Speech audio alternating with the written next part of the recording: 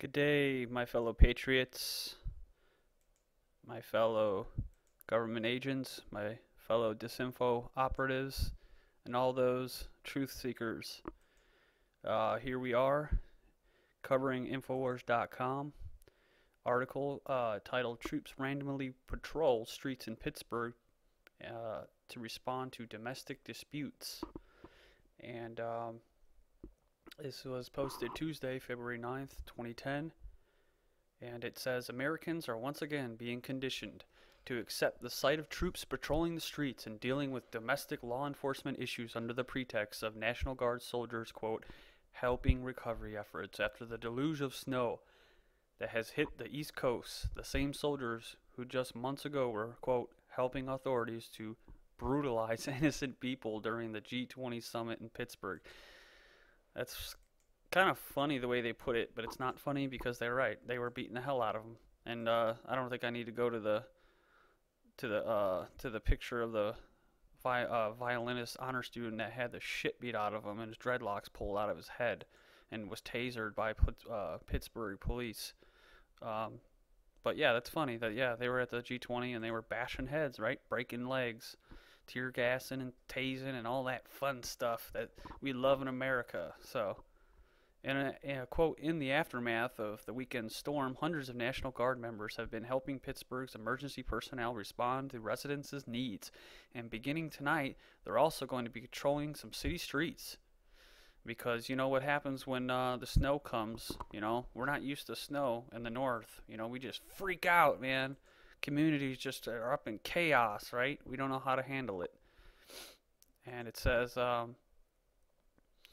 we will also begin to have National Guard patrol our neighborhoods to deal with any issues that come up. Pittsburgh Mayor Luke Ravenstahl announced at an afternoon news conference, quote, so city residents, he added, be advised that you will begin to see National Guard Humvees in some of your neighborhoods beginning in this evening. This makes me effing sick, man. The Pittsburgh Post-Gazette also reported that Governor Ed Rendell dispatched the troops to deal with all manners of calls that would normally be handled by police, including domestic disputes. So they're going to be policing.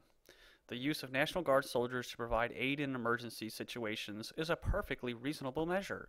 But when the troops start to randomly patrol the streets and work with cops in dealing with, quote, domestic disputes and any issues that come up, then a dangerous precedent is being set, especially considering the fact that less than 5 months ago, the same troops were working with the Army and the Air Force to conduct, quote, crowd control duties and run military checkpoints during the G20 summit.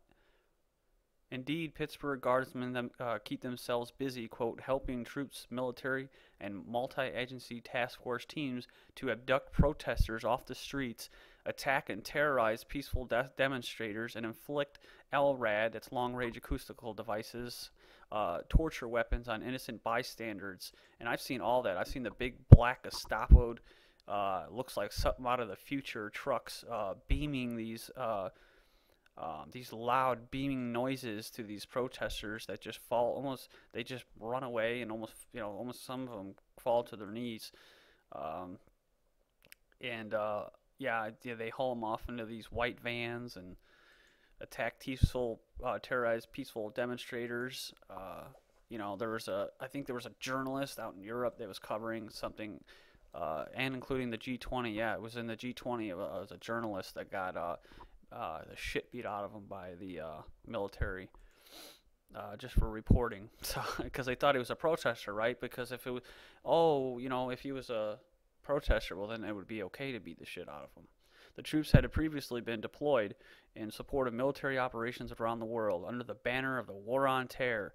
It is important to emphasize the fact that not only are National Guard now being deployed on a regular basis around the country on virtually any pretext, battle-hardened active-duty combat soldiers are being used in, quote, humanitarian exercises under the banner of NORTHCOM. And actually they're being used under the banner of humanitarian exercises in SOUTHCOM, because active-duty Air Force and reserves were running exercises the day before the Haiti earthquake. And they were running that exercise to what they were practicing for an emergency or a disaster hurricane in Haiti the day before. and so they had all their infrastructure set up. So that was kind of convenient for them. That was good. It really helped them out too, because it really helped get all that help to the Haitians right away, you know. And so yeah, they were Southcom was also is also has active duty Marines down there as I speak, and active duty Army, Coast Guard, Navy, and probably Air Force. But the only Air Force is really just the drones that are flying around. As we reported in 2008, troops from the 3rd Infantry Division's 1st Brigade Combat Team trained to rescue people from wrecked cars in a propaganda piece aimed at convincing Americans to accept soldiers on the streets as routine. The troops were part of Northcom's move to deploy tens of thousands of active duty soldiers inside America by September 2011 to deal with the domestic security, including civil unrest and crowd control. And what they're referring to is they know that an economic collapse is coming. The dollar is going to plummet. And whether they bring on a new reserve currency or not, our way of living is done. Our standard of living is going to drop. There is no recovery. The restructuring is a police state bashing heads for Americans who don't have jobs, who when unemployment, which is they say 10%, is really at about 15 to 20% right now. So when people start to wake up and see what's really going on, it's going to be too late, because now you're going to have all these stupid ass sheep conditioned seeing these guys around. Oh, they're here to help. They're going to bring the jaws of life. Oh, you got drones flying over and helping with the wildfires in California. Oh, you have the Marines helping handing out food and bottled water in Haiti. Oh. It says, as Alex Jones exposed back in the late 1990s, U.S. troops have been training for this eventually for a considerable amount of time. During numerous urban warfare drills that Jones attended and reported on, troops were trained to raid, arrest, and imprison U.S. citizens in detention camps, as well as taking over public buildings and running checkpoints. During role-playing exercises, actors playing prisoners would scream, "I am an American citizen, I have rights," as they were being dragged away by troops. That's scary shit. Deploying National Guard troops on a completely random basis to deal with, quote, any issues that come up, including domestic disputes, is a clear violation of posse comitatus. Guardsmen need to be tightly restricted to aiding only in emergency situations.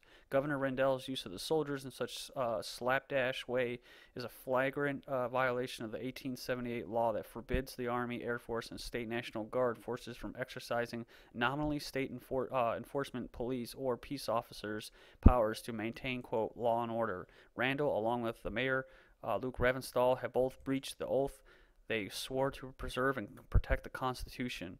Watch the YouTube clip below. The Pittsburgh residents explain how the deployment of the Guard is another example of mission creep and fascism in the United States that accelerates towards military form of government. Hello, and good evening to everybody out there. This is Archangel in Pittsburgh, coming to you live from Pittsburgh, Pennsylvania. Pittsburgh, city of champions. Schittsburg, city of fascism.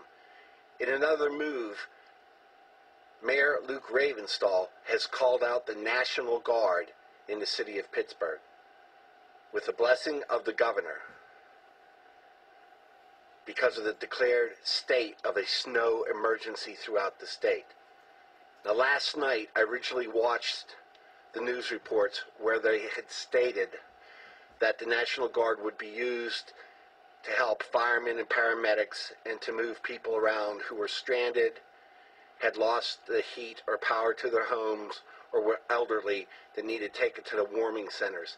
Now, tonight, it's been announced, what I believe is mission creep, that now it's changed. The National Guard is going to patrol with the Pittsburgh police.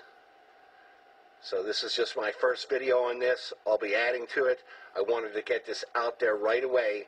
National Guard has been called out in Pittsburgh, Pennsylvania because of the declared state of emergency due to the snow.